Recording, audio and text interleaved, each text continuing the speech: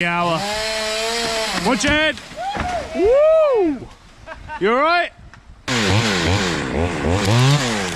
Woohoo! Get across is a river. Oh, and, because of the Moatlicky flat line, you know yourself. Yeah, like he said.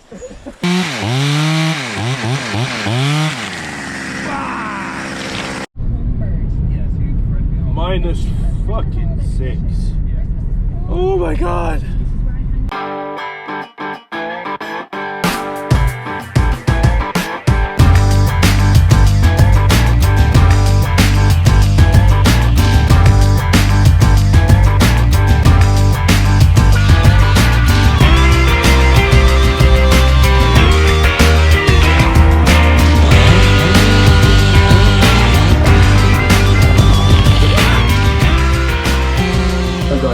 I guess if you're here, you are probably new to the business or thinking about getting into the business, the tree business, that is.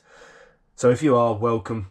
If you're someone that's been watching the channel before, thank you for coming back. It will be great for you to stick around and have your input, because I'm not perfect. I'm not going to get every point out there. You might have some points that could help the viewers as well. Anyone thinking about getting in, I'm sure would love to hear from other experienced people as well. So if you could stick around, I'd appreciate that. And I'm sure everyone else would too. So without further ado, we'll get on and we'll start chatting. Have you got what it takes to be a tree surgeon? Now, what do I mean by that? I don't mean, are you 6'5", full of muscles? No, I mean, can you put up with the day-to-day tasks, early mornings, stuff like that, cold weather, hot weather? Can you deal with that? That's what this is about. It's not about how big and strong you are, because it's probably, I would guess a lot of people think you have to be very, very physically strong. It helps, but sometimes being very big and tall and muscly isn't always an advantage. Now, in my opinion and my experiences, the bigger, stronger guys are actually at a bit of a disadvantage from smaller, shorter guys, as a tree climber anyway. So don't let that play in your mind. If you're a skinny 5'5" guy, woman, whatever, don't let that get to you, because some of the best climbers I've ever seen are 5'5", skinny little fellas. Best I've ever seen are usually smaller guys, so it's probably even better for you guys. So that's the first thing, just to put your mind at rest if you were worrying about that. Nothing to worry about. The things that are gonna maybe turn you away from this job is what I want to talk about today. And stick with me for the next few minutes. There's going to be a few categories and we'll have a little chat about each one.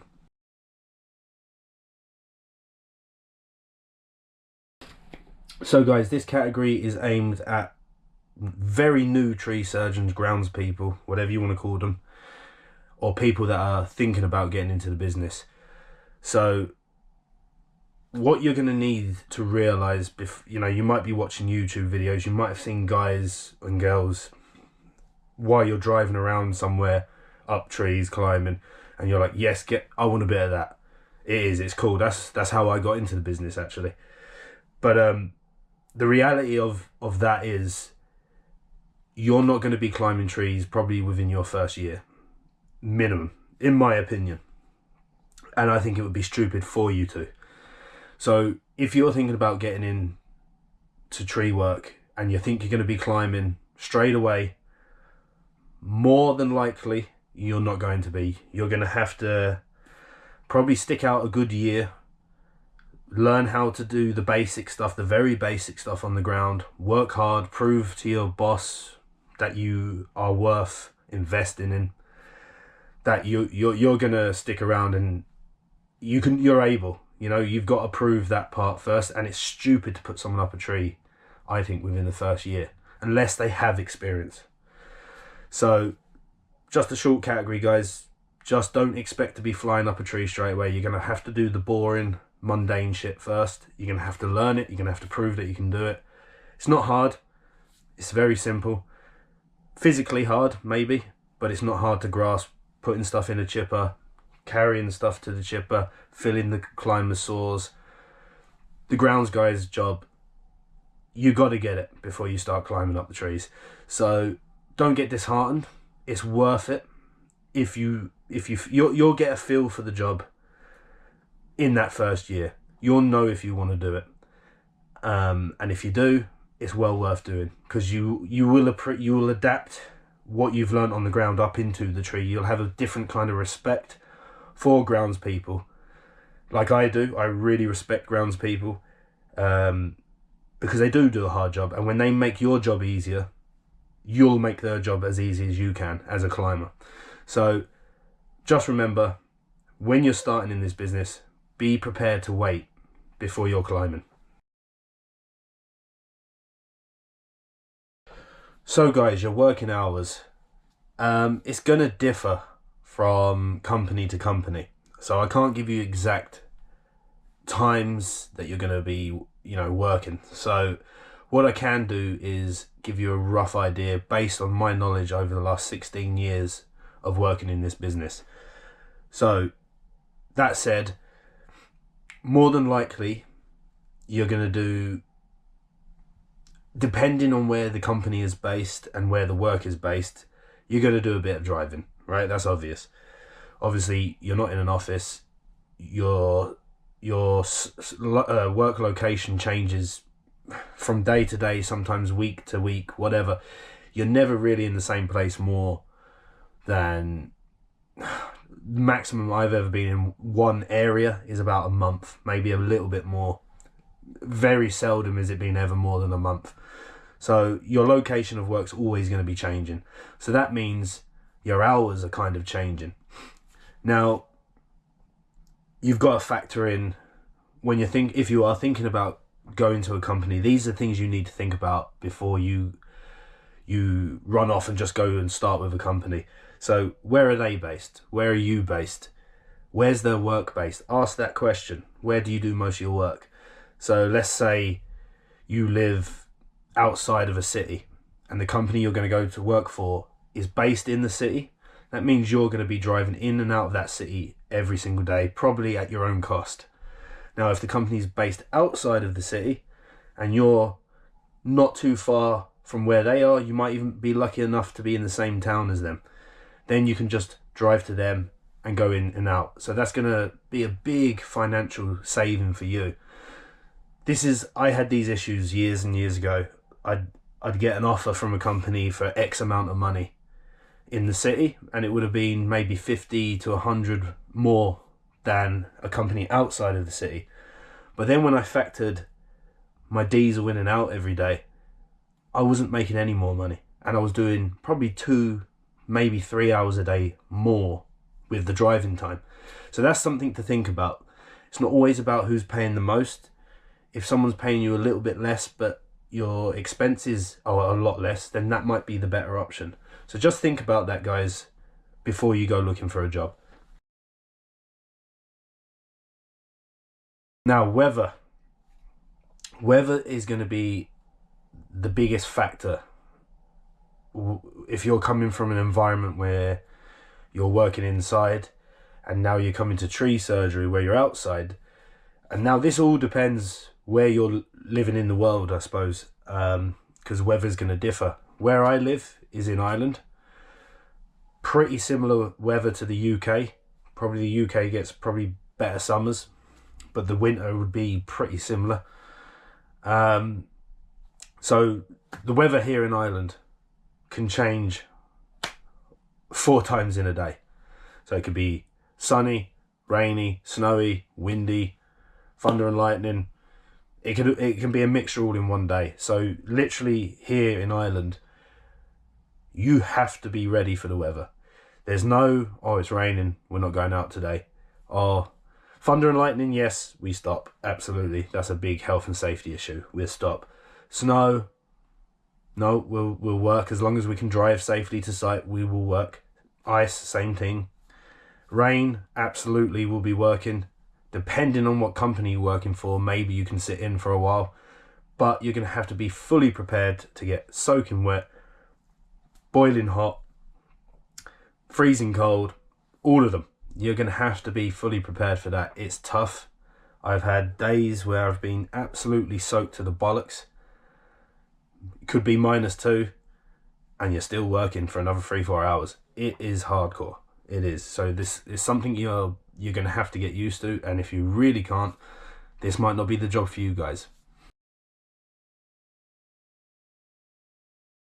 So, working at heights. Now, some of you guys watching that might be watching that are thinking about getting into this business, maybe you're really afraid of heights.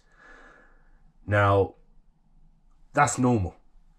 We're not meant to be hanging from, we're not meant to be hanging from trees with a chainsaw. It's not natural, is it?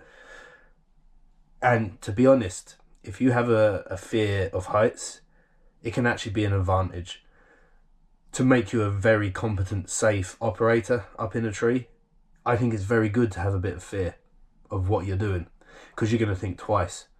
So don't let that put you down and push you back from maybe going for this job.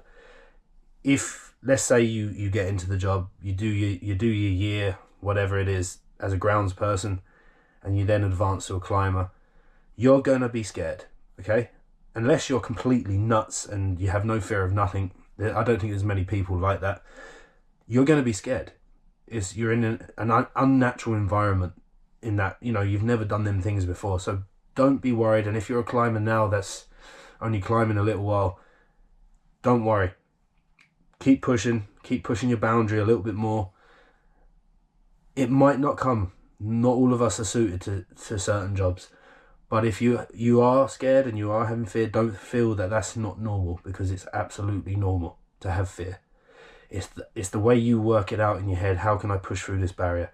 Small steps at a time. Don't go doing crazy shit when you're afraid. Don't let peer pressure, people that are older than you, try and scare you into doing things or make you feel like you're not good enough. Fuck that shit. Take your time, build yourself up, and eventually you'll get there. And if you don't, it's not the job for you. But seriously, don't let it put you off. If you really think this job is cool, you've been watching it, you've been hearing about it, give it a go. Give it a go, give it a year or two. And if it's not for you, it's not for you. You can go and do something else. But don't let fear stop you doing something, because that's when you'll never succeed. So give it a go, guys. So when I decided I wanted to be a tree surgeon, I had no bloody idea how to get into it, how to become a tree surgeon, what it took to become a tree surgeon. I thought you had to go to not university, college, whatever. I thought I had to go and study and do all these fucking mad tests, and I'm not academic. That's why I'm a tree surgeon. Not saying that there's no clever people, because there's plenty of smart, clever people in tree surgery. But I'm not academic. I can be. I have to really push myself hard to do them things, because it's just not me. So that was something I was worried about. I actually met a tree surgeon in a garage in Ireland. I was a landscaper before that, so I was cutting grass. And I walked up to him and said, the first thing I said, because I read up on tree surgery, and it's really fucking hard to get good information about tree surgery. Back then it was. I don't know about now. I don't do too much looking because I am a tree surgeon, so I don't need to look for that stuff. But back then, 16 years ago, it was very difficult to get information on how to become a tree surgeon. So I was like, oh, I'm going to have to go to college. I'm going to have to do this. But I wanted to do it that bad. I was prepared to do that. So I met this guy, anyway, in a garage, asked him, is there any colleges here in Ireland to do tree surgery? And he said, no, unfortunately, there's no colleges here. Maybe there is now, I'm not sure. But he said, no, there's no colleges here. You have to go to the UK. But we're looking for a groundsman. I was like, oh, okay. So what, I can just come and start working with you? He's like, yeah, absolutely. So guys, there's two paths you can go. You can go and work for a company as a groundsman, or you can go to college where you'll do paperwork and you'll do practical. So you'll do tree surgery and paperwork, and it could be over a month or two. and you'll get all your qualifications. You won't get a whole lot of on-site experience. That's completely different. That's the other route. But you'll learn how to climb trees. You'll learn how to you'll learn how to do rigging. You'll learn all that stuff. But you also will be doing a lot of paperwork as well. Now the route I went was go on site straight away. That worked for me. I'm still doing it now, 16 years later. I'm making a pretty good living. It's not a world beating living, but I'm happy. So yeah, there's 2 routes you can go. Go to college. I know Merris Wood, I think it is, in UK, if you're watching from the UK. If you're watching from Ireland, there might be somewhere now in Ireland you can do it. If that's the route you want to go. If you feel that you have, the academic capabilities of doing it that way, go ahead and do it that way. I would love to do it that way. But if you don't feel you're that academic, go the route I went. Ring a few tree companies local to you and go and start doing groundy work. See what the climbers do. Watch them every day. Ask them questions. And you'll learn quick. So they're the 2 ways you can do it. So don't be put off thinking, to be a tree surgeon, you have to know the biology of every tree. You have to know the soil types. No, you don't have to. If you want to aspire to that, absolutely go for it. Maybe I'm going to do that in the future. But look, it's up to yourself. It's entirely up to yourself and what you feel you're capable of doing. So guys, don't be put off about studying and paperwork. You can get into tree surgery very simply with hard work and passion.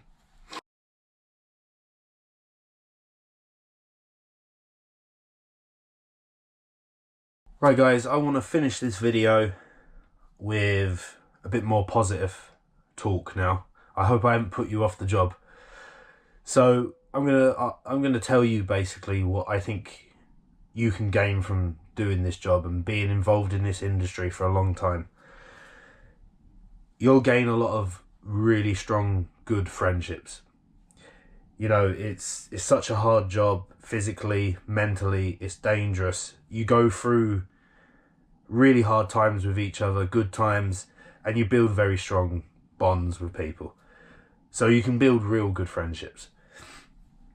You'll get a great sense of purpose once you become at a certain level and you start achieving jobs that most people look at and think, you're crazy, what are you doing? You will start getting a real nice good feeling inside after every job, thinking, Jesus, I'm proud of myself for doing that. A sense of well-being. Yeah, and you'll make, the further you push yourself, you'll make better money financially. Look, money's not everything, let's be honest, it's not. But it's a nice little bonus, isn't it? And maybe one day you'll start your own business. Maybe you never even thought about starting a business, but once you get into tree surgery, that's now an option if you decide to. So look, guys, there's lots of things that are good about this business. But like anything, there's lots of hard and bad things about the business. If you're sick of being stuck doing the same mundane job, have a little think about it. Think about the things I've said today. Really take them in, because there are bad points about this job. There are hard things about this job. Lots of hard things. But I believe if you're up for it, you'll have a very good career ahead of you. See you next week. 1, 2, 3. Like and subscribe. By the way, it's 12:30. We haven't cut a stick yet.